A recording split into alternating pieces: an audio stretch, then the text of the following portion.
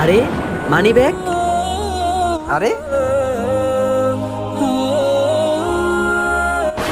আয় হায় টাকাও তো আছে। এ হে মানি ব্যাগ পাইছি। আরে জীবন ভাই, আপনারা তো এই মানি ব্যাগ কার? ভাই আমি জানি না মানি ব্যাগটা কার, মানি ব্যাগটা এখানে পাইছি, আর পাইছি মানে আমার। শোনেন জীবন ভাই, আপনি যদি এই টাকাটা রাস্তায় পায়া থাকেন তাহলে আপনার জন্য এই টাকাটা হারাম। আরে ভাই কোন জামানায় বাস করো তুমি? এই টাকা আমি পাইছি মানে আমার। আরে আমার মানি ব্যাগ, তুই আমার মানি ব্যাগ চুরি করছো, চল থানায় চল।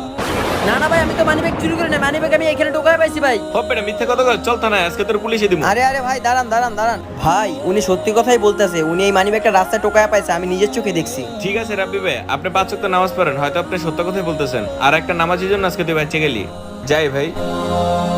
দেখলেন তো জীবন ভাই, নামাজে কত শক্তি। নামাজে আমাদের সবসময় বিপদ আপদ থেকে রক্ষা করে, আর লোভ লালসতা আমাদের সবসময় বিপদ আপদে ফেলে। এই জন্য কখনো লোভ লালসতা করতে নাই। লোভ লালসতা আমাদের সবসময় বিপদে ফেলে। ভালো থাকবেন। ভিডিও ভালো লাগলে সাবস্ক্রাইব করবেন।